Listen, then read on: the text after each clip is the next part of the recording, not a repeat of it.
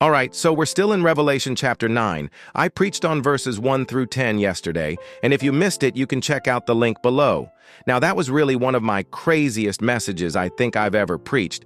There was just so much going on in there, especially with the locusts that came out of the smoke. But now in verse 11, we're going to shift to another subject. It's not a brand new subject, but we're going to shift to it. We're going to talk about a king, and the angel who is governing these locusts has a name. So this is a Hebrew name. This is a Greek name. Both names mean the same thing, destroyer, the angel of the bottomless pit. And this being here is actually Satan himself. He's the only one that's mentioned by name in all of Revelation. You might be like, what? What are you talking about? Let me show you some scriptures. Let me show you some word studies. Look at Isaiah 28:18. In that day, the Lord will take his sharp, great, and mighty sword and bring judgment on Leviathan the fleeing serpent, Leviathan the coiling serpent, and the dragon of the sea. So who do you think he's talking about here? When you have something coiling and you have it as a serpent and you have it as a dragon, that's a sea creature, that's a big sea monster. Who do you think that is? Daniel 7:25 says he shall wear out the saints of the Most High God. He shall wear them out by means of persecution and war, famine and pestilence. His rule is an iron rod. He is like fire, and he shall devour great quantities of land. That's another sea monster. That's another image of Satan. Job 3:8. Let him be like unto the wicked, and the cities of his way destroyed, which gave themselves unto sin, which cried out against God, all whose houses are full of wantonness. Who do you think he's talking about when he says like the wicked? If you said Satan, you're absolutely right. Wicked means adversary. Think of the word Lucifer, which is light bearer. That's another name for Satan. Isaiah 14:12. How art thou cut down to the ground, which didst weaken the nations of the world? Now this being Satan, this spirit, he's the king over the locusts, so they are his army. He is the commander. He is the leader. He is the head guy. And so he's king over them. So the next verse, one woe is past, and behold, there come 2 woes more hereafter. Now there were 5 woes that John saw, but 3 of them were poured out already. 1 is past, and there's 2 more woes to come. And he hears a voice. So the voice comes from the golden altar, which is before the Lord, which is in the temple of God. And this voice tells the 6th angel, the one that has the trumpet, it says, loose the 4 angels which are bound in the Euphrates River. So why are they bound? They're bound until the appointed hour. They're bound until their time, their season, their day, their year. Whatever you want to call it, their moment comes. They're released when their moment comes. And when they are released, what are they going to do? They're going to go and kill people. They're going to slay the 3rd part of men. So there's going to be a judgment on the earth where 1/3 of all the people on earth die. All right, so then it asks the question, which 4 angels are these? Well, if you look back in Daniel, there are actually 7 angels that are named. You got Michael, you got Raphael, Gabriel, and Uriel. And then there are 3 that aren't given names, but they are called the 4 angels that are bound in the river Euphrates. Now, I don't think that these 4 angels that are bound in the Euphrates River are these 4 here.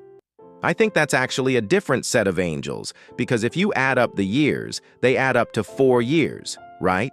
1 plus 2 plus 3 plus 4 is 10. And it's 1 hour, 1 day, 1 month, and 1 year. So this is actually 4 30-year periods if you add those up. So 30 plus 30 plus 30 plus 30 equals 120. And then the other angel said 1 hour, 1 day, 1 month, and 1 year. So you have a 121-year period. So who are these angels that are bound in the Euphrates River? Is it Michael, Raphael, Gabriel, and Uriel? I don't know. That would be my guess. Those are the only ones that are named. So maybe that's who they are. Now, if you remember back in Daniel, when these angels were telling Daniel about these 4 angels that were bound, they actually wrestled with demons, with these 4 angels, and they won, and they were able to unlock them and release them to go and do what they were going to do. So maybe that's what's happening here.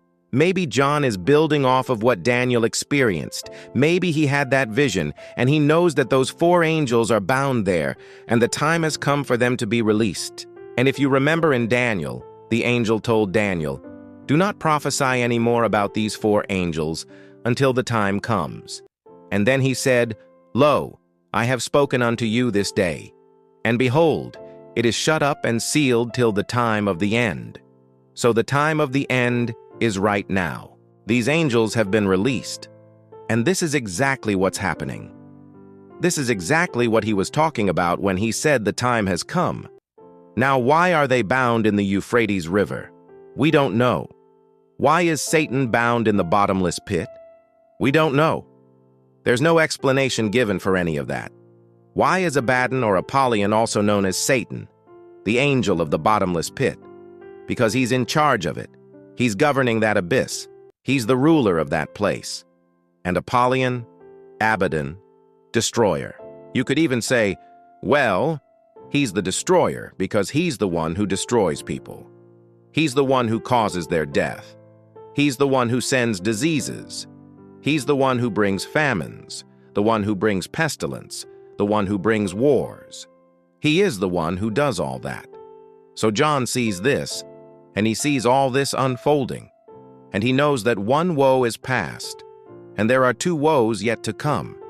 And he sees these things. He hears this voice, and he writes it down. And we have this today so that we know what to expect. So what are we expecting? We're expecting when the 6th trumpet is sounded, which is what happened here, that these things are going to happen.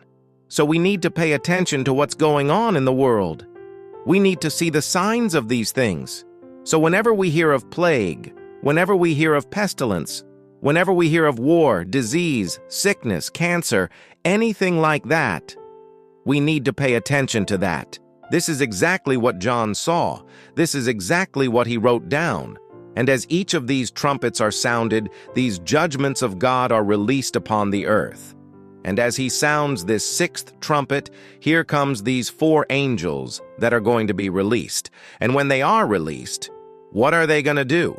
1/3 of the people on earth to die. Okay, so there's 3 things that I want you to take away from this study. Number 1, Satan is the one who is leading these locusts. He is the one who is behind this. He is the one who is causing this.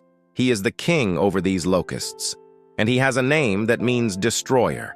And this is how he operates. He destroys people. That's his job. That's his ministry. Number 2, John sees 1 woe is past and 2 woes are yet to come. Okay, so we have passed the first one. They're going to cause 1/3 of the people on earth to die. We're in the second one right now. There's 1 more to come, and I believe that this is the one that's going on right now. This is the one that John saw. He was looking into the future, and he saw this one coming. He's like, oh man, that's crazy.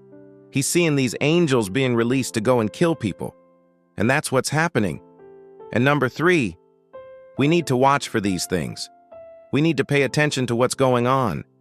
We need to understand that God is in control of everything. And when things start happening, we need to pay attention to what's going on. We need to pay attention to what the Bible says and what we should do during that time. If you missed my message from last night on Revelation 9:1-10, make sure you click the link below and watch it. It's one of my best messages I've ever preached. I promise you that. All right, everybody have a great day and be blessed.